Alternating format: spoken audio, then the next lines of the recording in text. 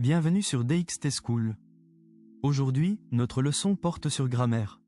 Les pronoms relatifs simples, qui, que, où, dont et lequel. Apprenez à relier deux phrases pour éviter les répétitions en utilisant les pronoms relatifs de base. Le pronom qui remplace le sujet du verbe qui suit. On l'utilise pour les personnes ou les objets. Il est généralement suivi d'un verbe. Je connais une femme qui parle 5 langues. C'est un ordinateur qui fonctionne très bien. Le pronom que remplace le complément d'objet direct. Il est généralement suivi d'un sujet, nom ou pronom. Il devient Q' devant une voyelle. Le gâteau que tu as fait est délicieux. C'est le livre qu'il préfère lire le soir. Le pronom où remplace un complément de lieu ou de temps. Il permet de préciser l'endroit ou le moment d'une action. La ville où j'habite est très calme.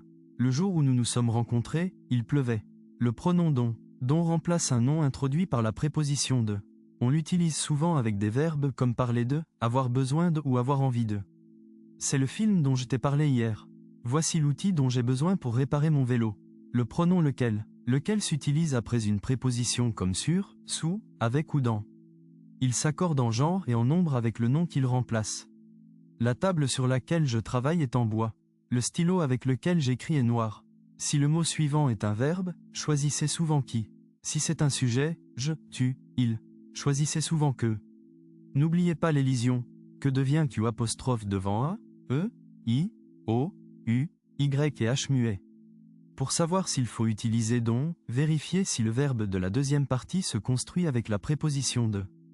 En résumé, qui remplace le sujet, que remplace le complément direct ou indique le lieu ou le temps, dont remplace un complément avec de, et lequel s'utilise après une préposition pour les objets. Passons maintenant au quiz. Écoutez bien la question.